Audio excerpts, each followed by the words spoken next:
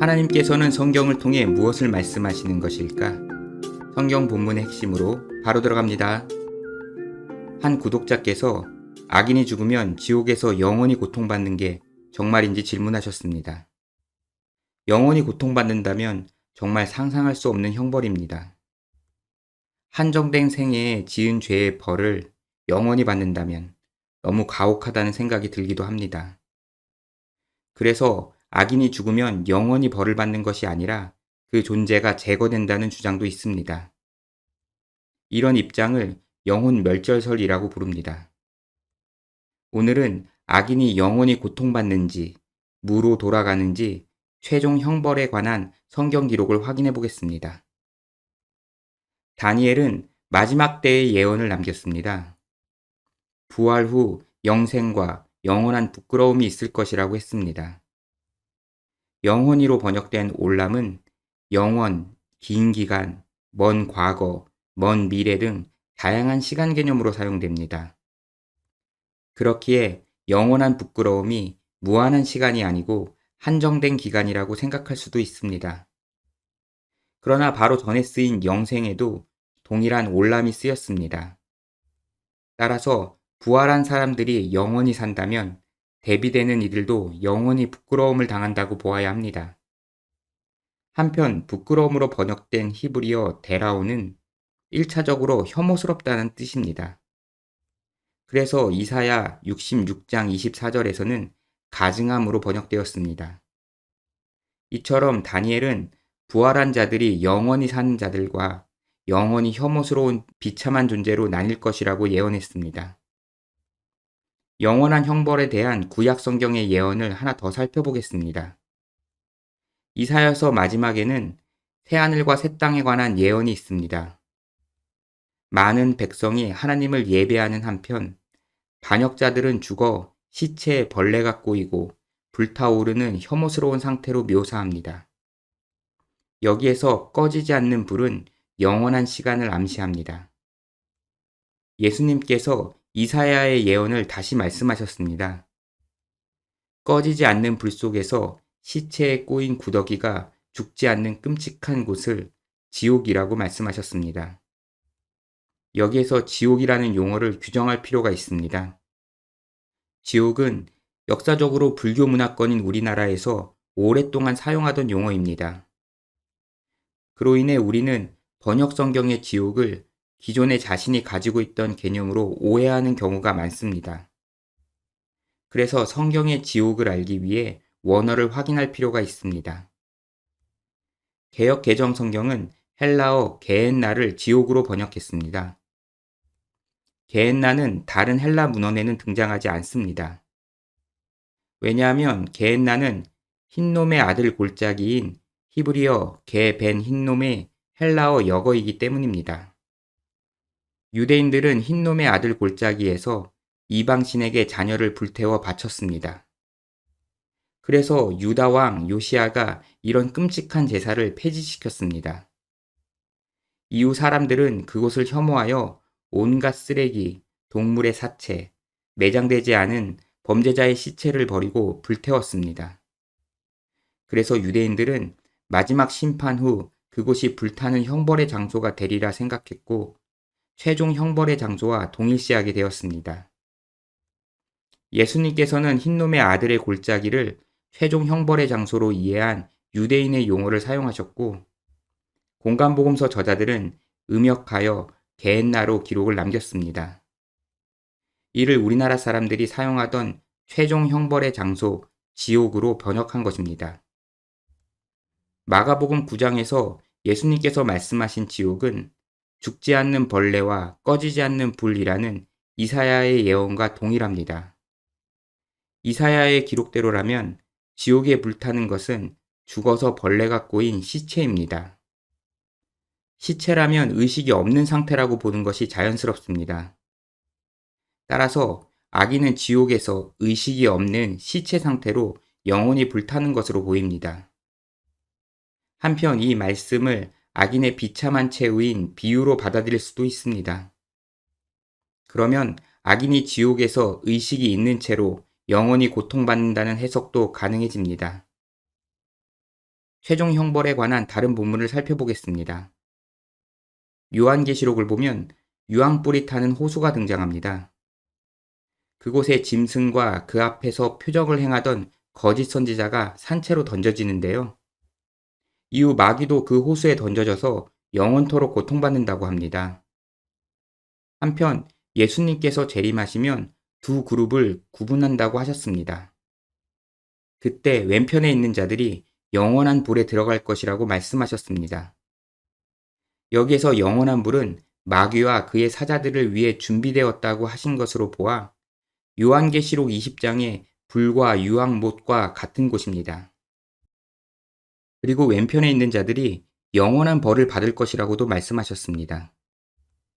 예수님의 이 말씀은 요한계시록 21장 8절과 같은 상황으로 보입니다. 불의한 자들이 불과 유황으로 타는 못에 던져집니다. 그러한 죽음을 둘째 사망이라고 합니다. 이를 두 번째 죽음이라고 부르는 이유는 이들이 부활한 후 심판을 받고 다시 죽임을 당하기 때문입니다. 두 번째로 죽게 되는 불타는 호수에는 생명책에 기록되지 못한 자들이 모두 던져집니다. 여기까지 살펴본 바로 둘째 사망은 최종 형벌을 가리킵니다. 그리고 둘째 사망에 이르는 장소인 불못은 최종 형벌의 장소인 지옥입니다. 그렇다면 마귀와 짐승과 거짓 선지자가 영원토록 고통받는 것으로 보아 그곳에 들어간 불의한 자들도 같은 처지라고 추측할 수 있습니다. 그러나 이사야서를 보면 악한 영적인 존재들만 영원히 고통받고 불못에 던져진 자들은 죽어버릴 수도 있어 보입니다. 마지막에 사망도 불타는 호수에 던져지는데 이는 죽음이 없어진다는 의미입니다. 이때 음부도 지옥에 들어간다고 하는데 음부는 무엇일까요? 음부로 번역된 헬라어는 하데스입니다. 하데스는 다른 헬라 문헌에서 발견되는데 죽은 자들이 가는 지하세계를 가리킵니다. 신약 성경에서는 대개 히브리어 스올의 역어로 사용되었습니다.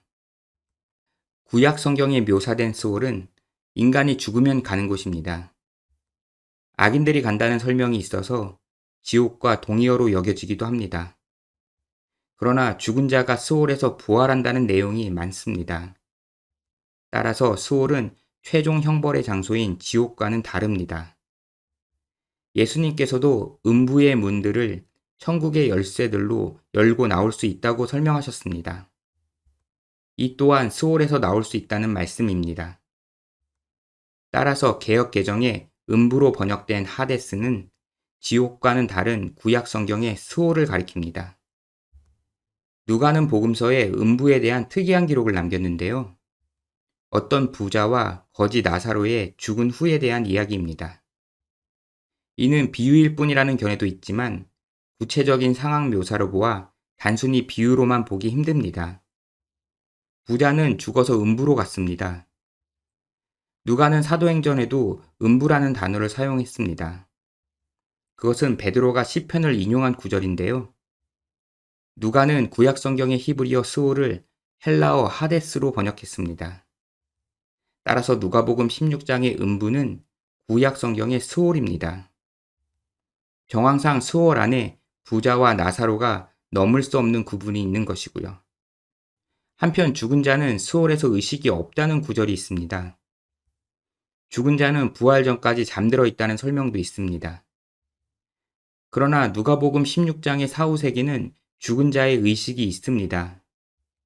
그렇기에 부자는 스올에 있는 것이 아니고 최종 형벌의 장소인 지옥에서 고통받고 있다고 볼 수도 있습니다. 누가복음 16장의 사후세계가 스올인지 지옥인지 아니면 비유이기에 어느 쪽도 아닌지 각자 생각이 다를 수 있다고 생각합니다. 저는 예수님께서 스올의 상황을 설명해 주셨다고 생각합니다. 그 이유를 설명하려면 상당한 분량이 필요합니다. 그래서 오늘은 그중 저자 누가가 히브리어 스올을 음부로 번역했다는 사실만 확인하였습니다. 여기까지 의식이 있는 상태로 영원한 형벌을 받는지 영원히 소멸되는지 알기 위해 몇몇 구절을 확인해 보았습니다. 이해를 돕기 위해 확인한 내용을 정리하겠습니다. 최종 형벌의 장소를 구약시대에는 흰놈의 골짜기, 헬라어로 게헨나, 한글 번역으로 지옥이라고 부른다.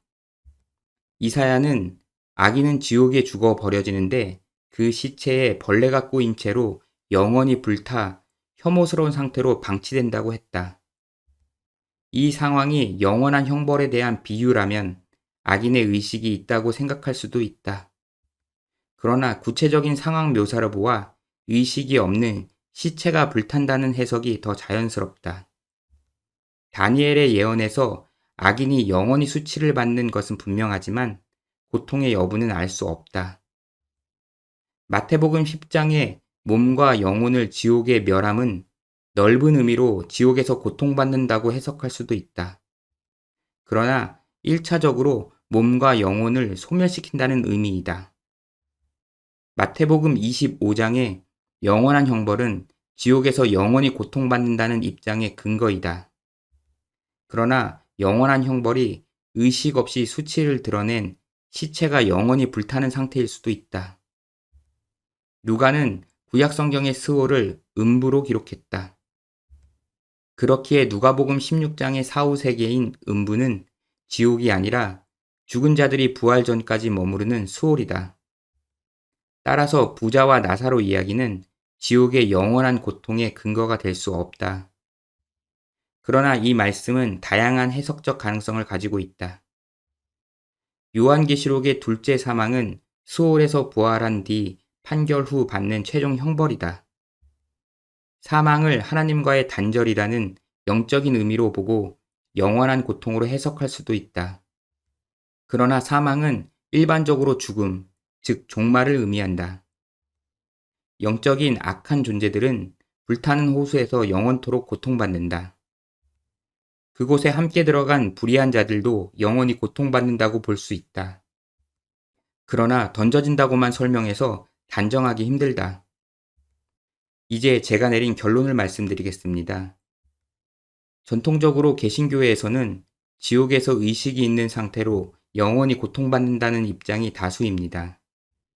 복음주의 신학자로 유명한 존 스토트가 악인들이 최후에 소멸한다고 말해서 논란이 되었습니다. 그 정도 명성과 학식과 지지층을 가지고 있는 분도 비난을 받는 이슈입니다. 저는 제가 자란 한국교회를 사랑하고 훌륭한 교사들과 신학과 전통을 존중하기에 영원한 고통의 가능성을 열어두고 있습니다. 그러나 일부 해석적인 논쟁의 소지는 있지만 성경 본문은 의식이 없는 시체인 상태로 지옥에서 영원히 불타는 수치를 영원한 형벌이라고 말한다고 생각합니다. 마지막으로 한 말씀만 추가하자면 간혹 영원한 형벌이라는 공포가 신앙을 더 견고하게 하거나 전도에 효과적이라는 견해를 접하기도 합니다. 교회를 위한 충성심에서 그와 같은 주장을 하기도 하는데 그러나 성경의 진리를 종교적인 목적으로 저울질하는 자세는 옳지 않다고 생각합니다. 지금까지 타브의 바이블 코어였습니다. 시청해주셔서 감사합니다.